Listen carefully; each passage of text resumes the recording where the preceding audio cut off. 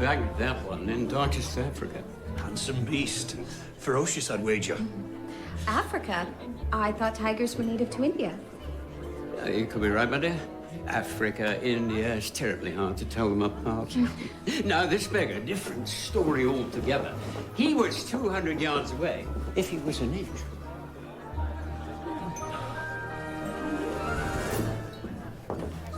Remind me again as to why we're here. For the guest speaker. Who is? Well, that's the exciting part. It's a surprise.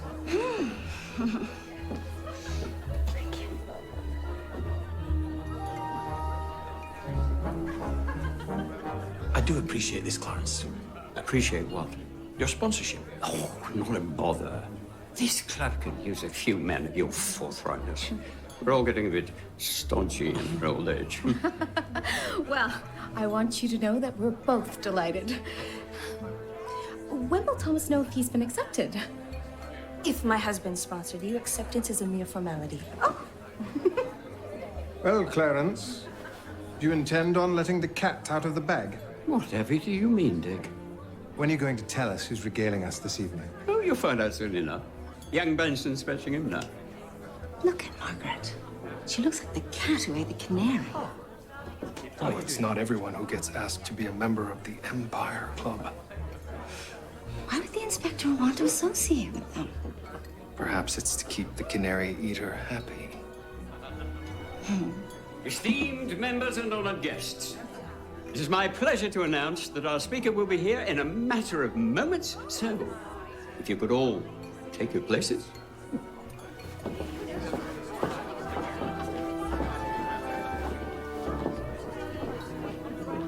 Enough foolishness, Clarence. I insist you tell us whom we are here to hear. All right, all right. Let me say that I have brought at great personal expense a most wonderful speaker to start the series. He is an acclaimed humorist and world-renowned travel diarist, none other than Mark Twain. Have you gotten your marbles mixed? This is outrageous. Mark Twain in our club over my dead body. Forget this. I'm leaving. You intercept that scoundrel. You make sure he doesn't set a foot in here. Yes, sir? I'm guessing this is not the surprise they expected. Thomas, what is going on? I don't know. This is horrible. He was your sponsor. Murdock, what's this all about?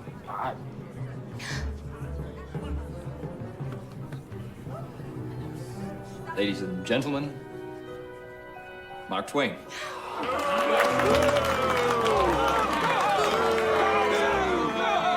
back to America, Twain. We don't want you here. Save the king! Save the king! Thank you. For king and country. You don't belong here. Ladies and gentlemen, what Go a back to pleasure America, Twain. it is to be a guest in your esteemed city. Is anyone hurt? Mother, stay close. Mr. Twain, are you all right? I believe I'll need another drink. Splendid idea. Oh, Thomas.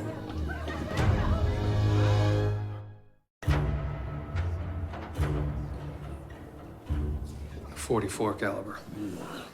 Please thank Dr. Ogden for escorting Margaret home. Oh, yes, of course. Sir, did you hear anything of note? No one appears to have seen anything. And you believe them? No reason not to. We didn't. Right. May I escort Mr. Twain back to his hotel? Worsley, please escort the two gentlemen back to the hotel. Mr. Twain, welcome to Canada. Well, it was a robust one. Yes. I'll be needing to ask you further questions in the morning. Yes. Had you taken leave of your senses? He's the author of Tom Sawyer and Huckleberry Finn. I didn't expect... Mr. Twain is also the vice president of the Anti-Imperialist League and a critic of His Majesty. Why in God's name did you book him? I may not have researched him thoroughly. You, sir, are the master of understatement. Mr. Wilson. Yes? Detective William Murdock, Toronto Constabulary. I would like a list of all of your members that were present this evening. You surely don't think one of us... At the moment, no one is above suspicion. I trust you'll be discreet about this. Of course we will, sir. I'll procure you the list. Chin up, Thomas. I don't think this will change anything.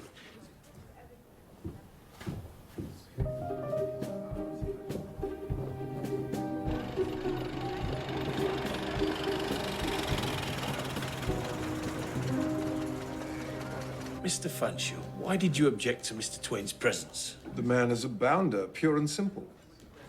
Could you expand on that? Do you know what he says about our way of life?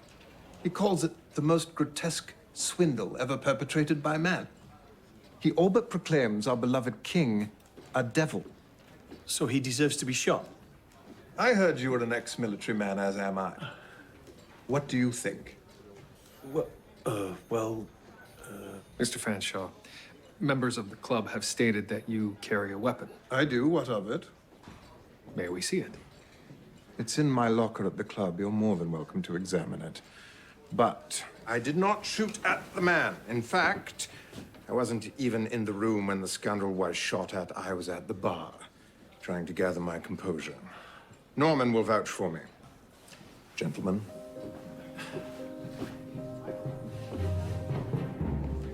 Well, I suppose she forgot the date. What do you want about, Henry? Mary Lawrence. She was to accompany me to the musical theater last night. What have you got there? Oh, I had the maid after my promotion, when you were in jail. Right. Subtle. Anyhow, I went to collect her last night, and her flatmate said she'd left for the evening. Mary Lawrence, this is the one with the sick mother? She's always sick. Every time I call on her, her mother's on her deathbed. I suggested perhaps she should retire to the country. Perhaps the clean air would sort, Mark Twain. Excuse me? Thomas Jefferson Snodgrass. W. Epaminondas Address Display. Sergeant Fathom. Samuel Langhorne Clemens. Mark Twain. Mr. Twain, it's an honor to meet you. Well, the honor's both yours and mine. Oh, there's no need to say that. George Crabtree, Constable Third Class. I used to be First Class. Constable First Class, but I made a rather unfortunate choice, which led to a series of blunders from which I'm prattling. You're here to see some of the detectives' inventions, I'll wager. I know they... No. Somebody shot at me yesterday. Well, it's a good thing they missed, I should say. Mr. Twain, thank you for coming in. George, Henry, I need you to go to the Empire Club and search Richard Fanshawe's locker. Sir, what are we looking for, sir? A gun, preferably one that's been recently fired. Right this way. A good day to you, Mr. Twain. Good to meet you, son. Henry, we've just met one of the greatest writers the world's ever seen. George, do you think it might be possible that Miss Lawrence is purposely avoiding me?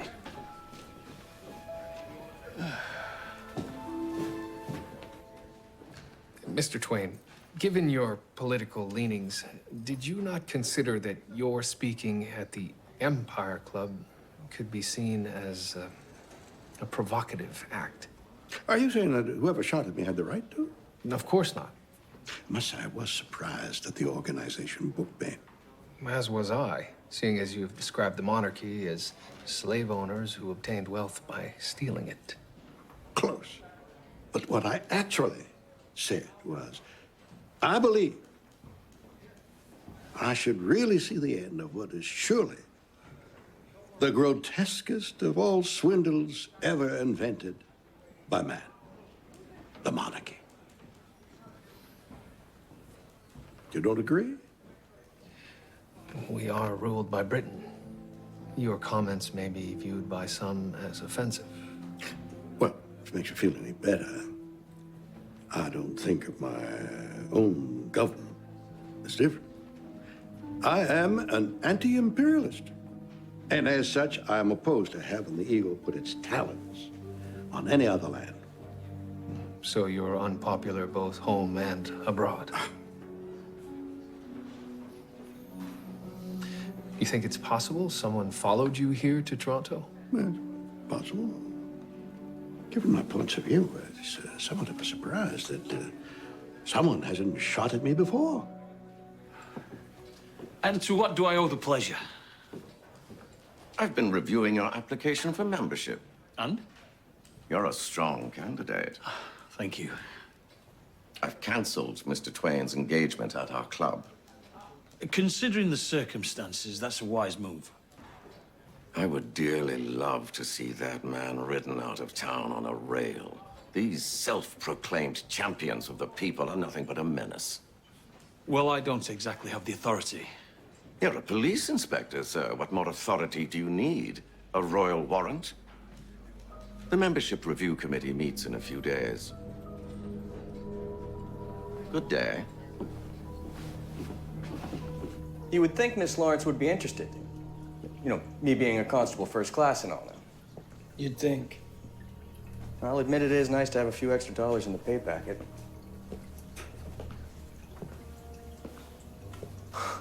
Trumpers and True Fit, George. Rose mouthwash, the royal family uses this. Henry!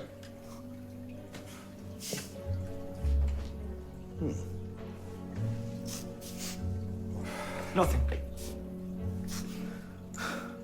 Excuse me, George? Forget it. Let's go check out behind the club, Henry, and put that back.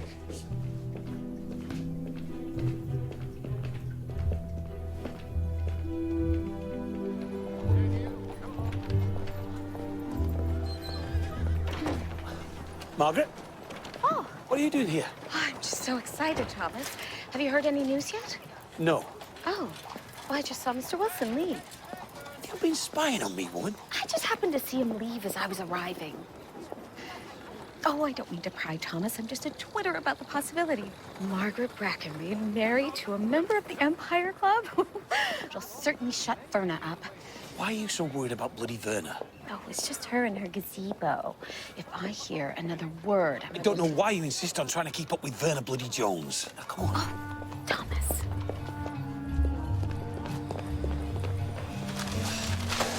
It is foul back here. I didn't notice, Henry. All I can smell is you. Perhaps you could continue here, and I'll check the locker rooms again. You go ahead and do that, Henry. I'll go ahead and bring in the evidence. I'll take that.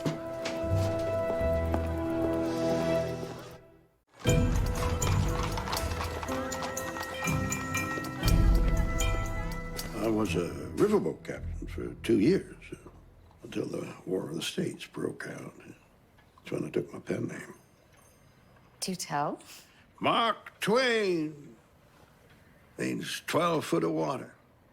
Safe for sailing. Seemed an appropriate moniker to launch my literary adventuring. Yeah. And after that, it was Virginia City and the Silver Rush. William went to the Klondike. The Gold Rush. Indeed. Make any money? Can't say I did. Neither did I. Unfortunately, the story of my life lately. Constable Crabtree says you're something of a tinkerer. Oh, he's more than that. William is an inventor. I dare say if he ever left the police force, he could give Mr. Tesla a run for his money. Julie, I hardly think that... Inventions. You put all my money in a brand new printing press. The page compositor left me destitute. Hence the dog and pony show I'm currently on. I've got hundreds of creditors on my back. Are any of those creditors from Toronto? Well, Puss. You don't think... Two main motives for murder, Mr. Twain. Love and money.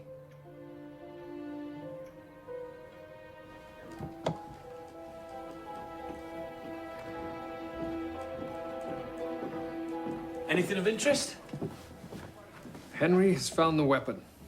It's been recently fired and matches the caliber of the bullets we retrieved. Is it Fancho's? It is, but his alibi still holds up. So anyone could have used it. Do you know if Mr. Twain is planning on leaving town soon? I don't think so. It would be in his best interest if he did. Perhaps you could persuade him. May I ask why? The Empire Club would like him gone. They've made that quite clear to me. And you would like to secure your membership? Hear me out, Murdock. Just hear me out. I give my wife more grief than good. She would dearly love a taste of high society, and I'd like to give her it. I'll tell Mr. Twain that our investigation can proceed without him. Thank you, Murdock.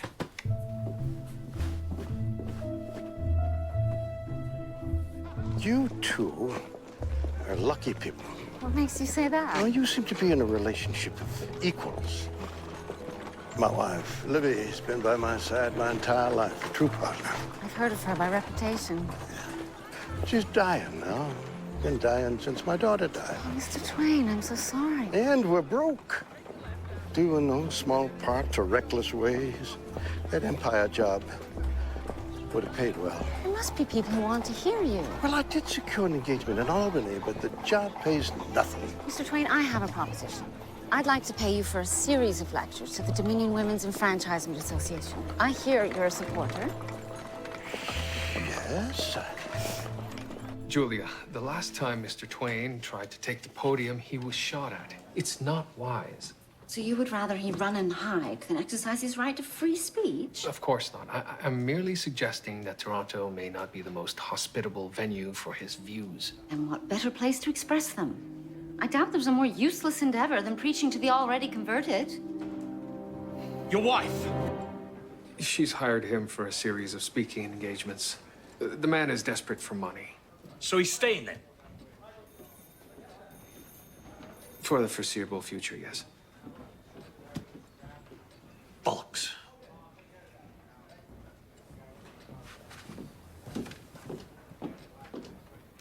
And that's all of them.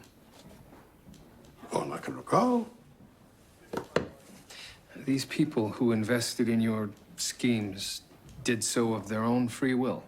I have surprising powers of persuasion. Mr. Twain, do you really need to speak at this engagement?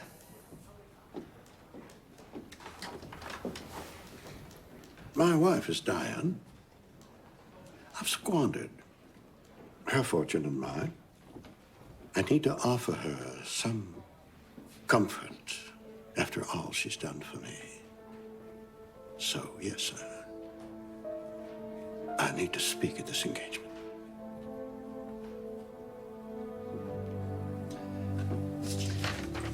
I'll look into this. I'll be right back. Gentlemen, I'd like you to find out the whereabouts of these men the night that Mr. Twain was intended to speak. Sir. Thank you. I'll take Mr. Bertrand, Mr. Potts, and Mr. Hendrickson. Well, let me have a look at that, George. I am Constable First Class now. Yeah, wait, sure, Henry. I apologize. I will get the others. You can have Hendrickson. He lives almost 10 miles out of town. Oh, I'm aware of that. Then why would you volunteer? Because he lives right next to Mrs. Hampshire's finishing school. Mary Lawrence went there. Did she? For a time. She left. She said the women there were of easy virtue. Oh, indeed. And if I recall correctly, today's laundry day. I remember once Jackson and I had to reprimand a couple of them for wandering around in their unmentionables. Did you? Yes, and they were from France. The unmentionables, Parisian undergarments. Well, allow me to save you the trip. I could use it for his bicycle ride. It's a shame you don't have a fence that needs painting. That was last summer, sir. Mr. Twain, could I have a word? So, this is where you do the king's bidding. I simply enforce the criminal code. I apologize. I was trying for humor. I failed as much as I succeed. You've ruffled a few feathers. Beg your pardon? I said you've ruffled a few feathers. I suppose I have. And you've put your own life at risk. Perhaps it would be for the best if you were to leave town. I speak out against injustice, no matter what side of the border. Imperialism, British or American, is a scourge on this earth. It is our duty to civilize these people. Your white man's burden is an insult, sir. What right do we have to impose our way of life on other people? America lied to the Filipino people, promised them liberation, delivered tyranny. You sound like a traitor, sir. No. I simply protest when the powers that be do something wrong. I doubt there's anything traitorous about that. And you feel you have the right Of course I have the right. You have the right, I have the right. We're free men, sir. You live in a new country, one that could chart its own course. Why would you willfully labor under the yoke of scoundrels? My king's a scoundrel. All kings are scoundrels. Mr. Rackery, you seem like a good man. You don't deserve to have a master. Why am I in here? Mr. Hendrickson, the constable who spoke with you said you became agitated at the mention of Mark Twain. As such, I'd like a few words.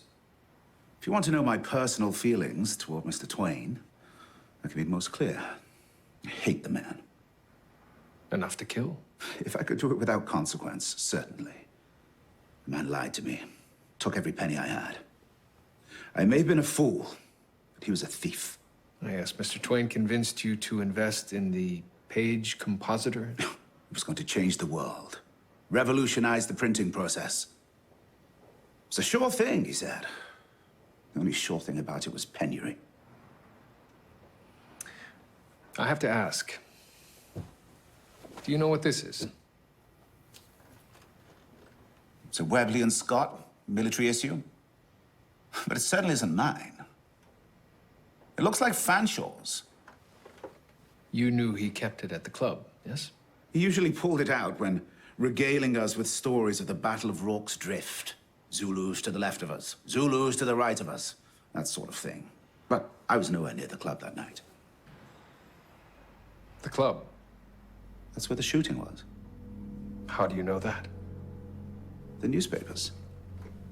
Well, the shooting was never reported to the press. It certainly wasn't made public. Club President Wendell Wilson made sure of that. And I must have heard it from one of the members. I'm afraid I'm going to have to ask you to stay here, Mr. Hendrickson.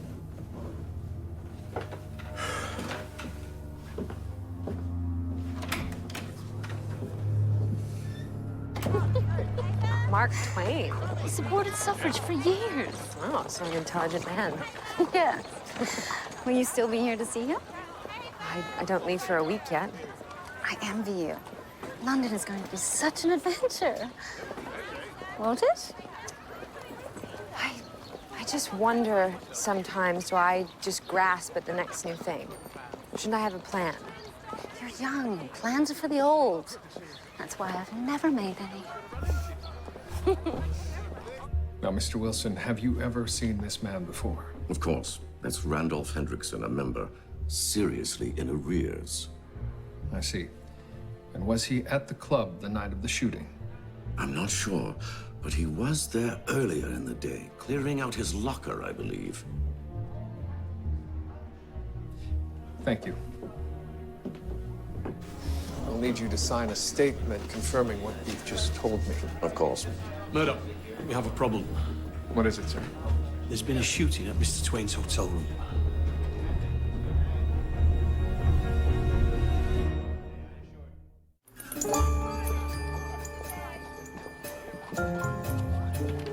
I opened the door and the man started firing. Can you describe him? I didn't have my glasses. It all happened so quickly. And I was going to give chase, and I saw young Benson on the floor. Did you see anything? All I saw was the gun. Are you all right? I stumbled when I tried to get out of the way.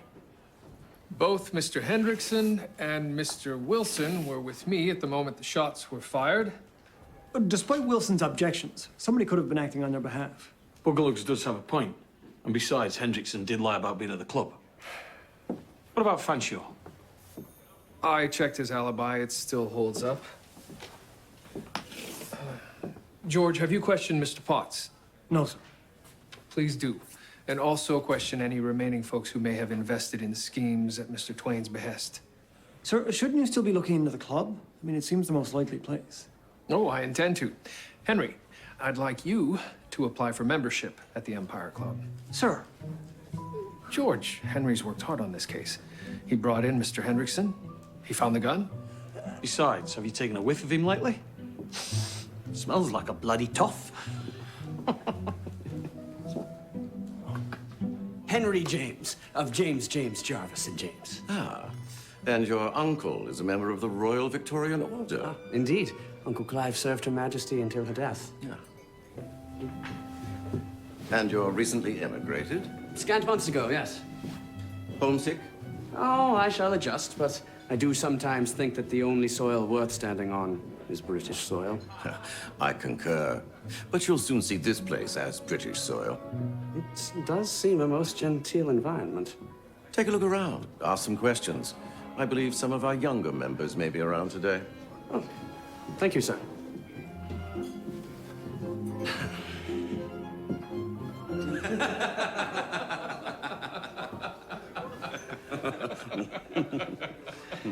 It's a grand country, really, once you get used to the bloody winters. And the colonials. That takes some doing.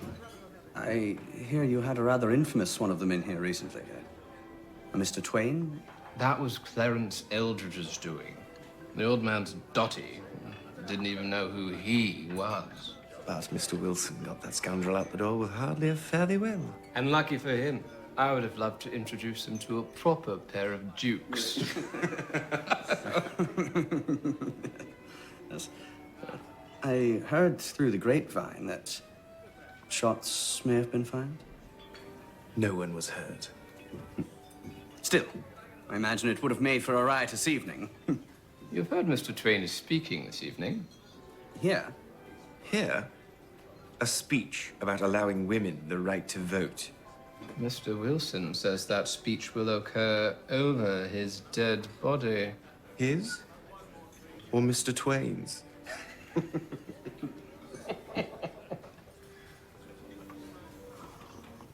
Really, they seem nothing more than a bunch of blowhards with an appetite for port, sir. Although, I did hear that some members of the Empire Club plan to disrupt Mr. Twain's speech.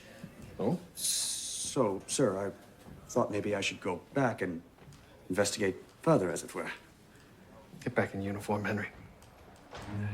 Sir. I could get used to this. Good for you, Henry. Miss Lawrence is excited about the news that I'm soon to be a member of the Empire Club. Is that right? I assume her mother's health has taken a turn for the better? It has indeed. Did you question the rest of the investors, as the detective asked?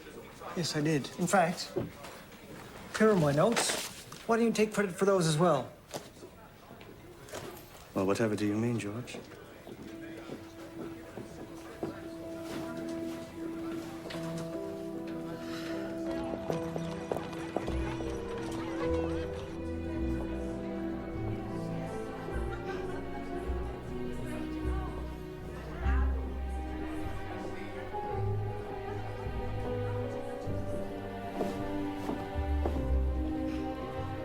I would rather this didn't proceed.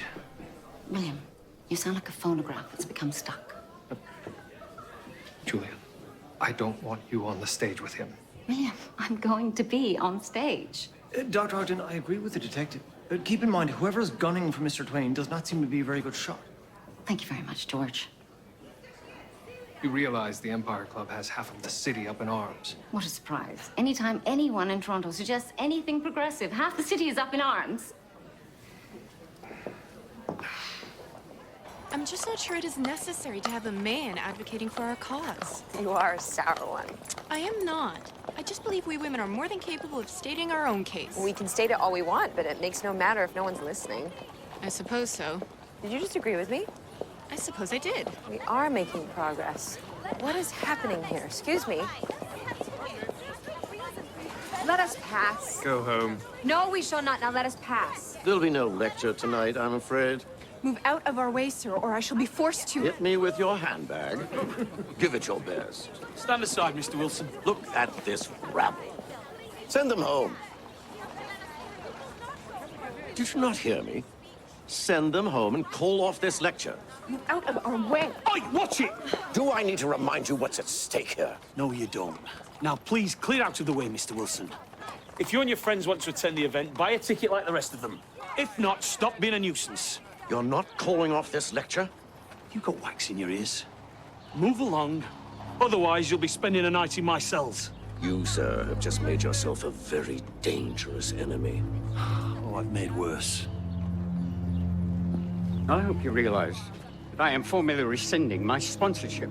Oh, move along, Eldridge, you old codger. Ladies. Inspector, thank you.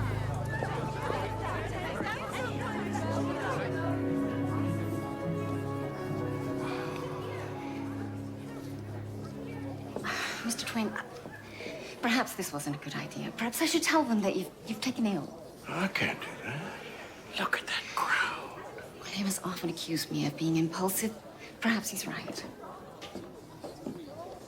Are you ready, Mr. Twain? Certainly am.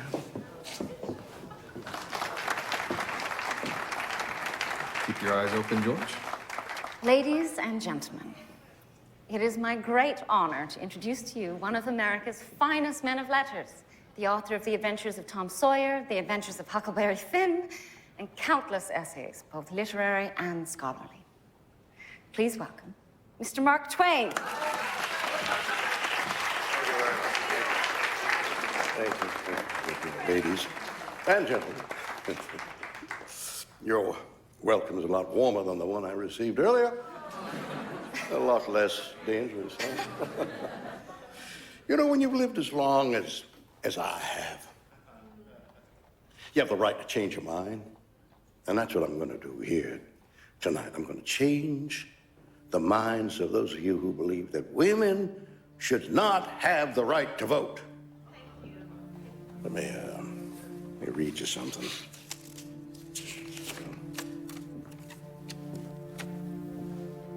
I never want to see the women voting and gabbling about politics and electioneering. There's something revolting in the thought. Let your natural bosses do the voting. Oh, well, those are my words. That's what I believed. Until I met my wife, Olivia Langdon. After that meeting, I came to believe that a woman is always right. I became a woman's rights man. You know, if women held the right to vote, the world would not be in the state it's in. I am prepared to speak until I have convinced every single one of you. Mr. Benson, would you? My mother. George, upstairs. Leon.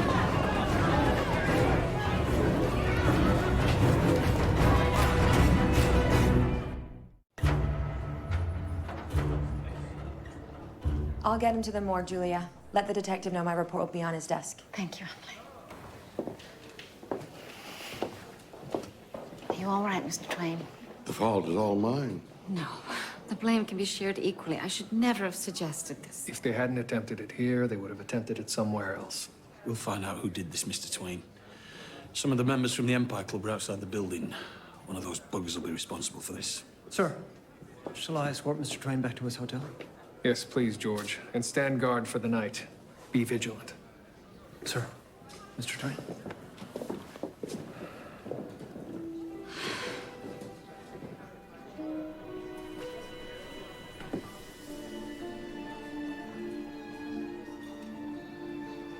The fatal shot came from up here. It was an easy shot. Would have been like shooting fish in a barrel. He should have succeeded this time. Yes, he should have.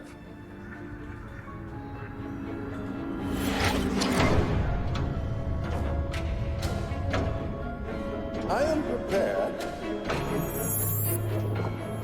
to convince every single one. He should never have missed.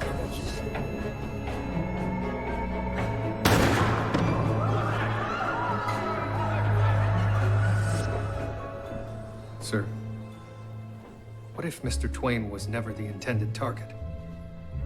The young lad, Benson. He appears to be the only one unfortunate enough to have been struck by a bullet. Mr. Twain, why was Mr. Benson in your employ?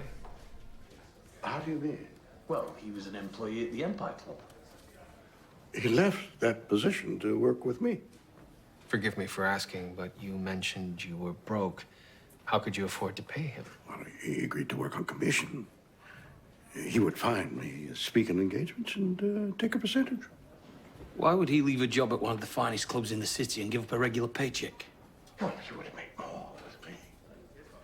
He had already found his several speakers. We were to go to St. Louis after the speech tonight. That boy was a smooth operator. You had conversations with him. Did he have any enemies? Only thing he ever said to me was that his time with the Empire Club was short-lived. That it was time for him to move on. Why? No, I'm sorry. Perhaps another visit to the Empire Club is in order. And maybe we should send in our own smooth operator. You'll need to find out everything you can about Mr. Benson. Yes, sir. What would you like to know exactly? How about if anyone there would have been inclined to murder him? Well, of course, sir. I was wondering if I shouldn't bring a female companion. It could provide an excellent cover. It's a men's club. Well, quite right.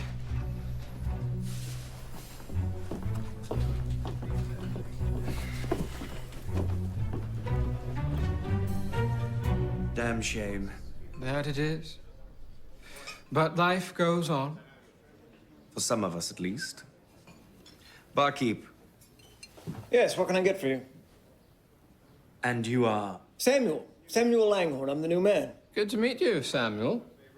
Could you prepare me a gimlet? A gimlet? Yes, of course. Let's see if he prepares one as well as Benson. A gimlet. Well, obviously he can't. Do you prefer fresh lime, sir, or cordial? Fresh, of course. Very good. You are having us on.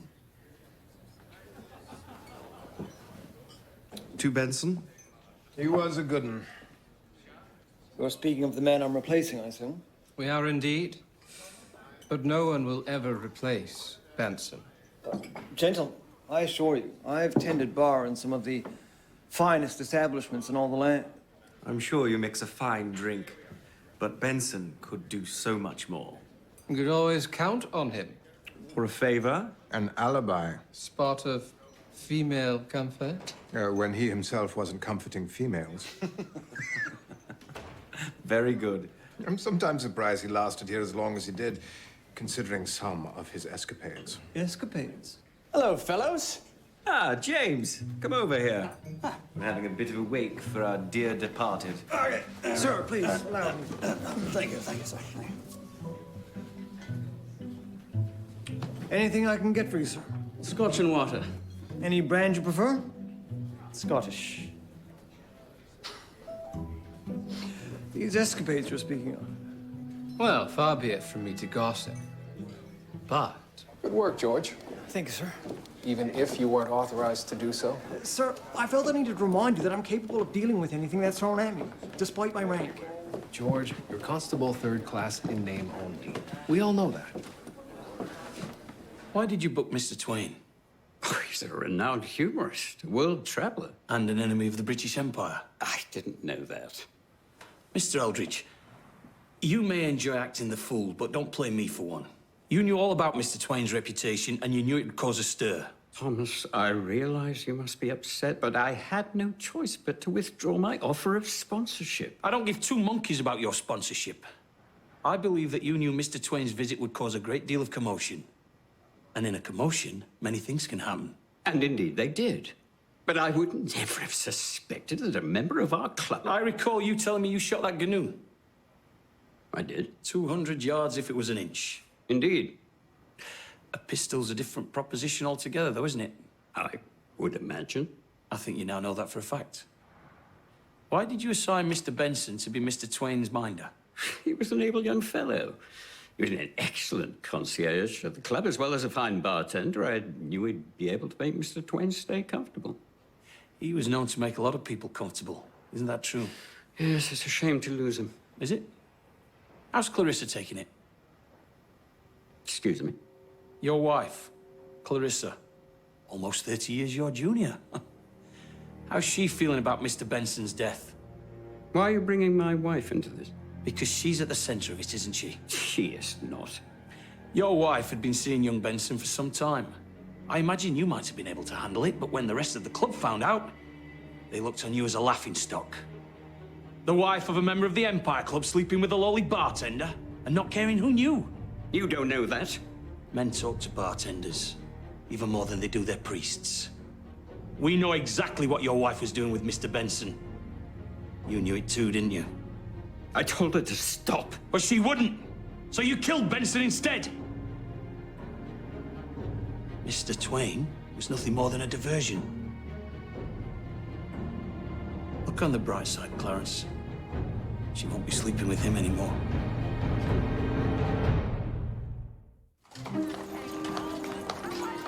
You really said that to Mr. Wilson? Indeed I did. Thomas, Now, Margaret, I know that you're probably upset. you did the right thing. Your honor is far more important than associating with a bunch of windbags. So, you're satisfied with the odd policeman's ball? More than satisfied. Besides, you'd have probably been kicked out of there within 2 weeks anyway. What about Verna Jones's gazebo? Didn't you hear? It burnt down in a mysterious fire.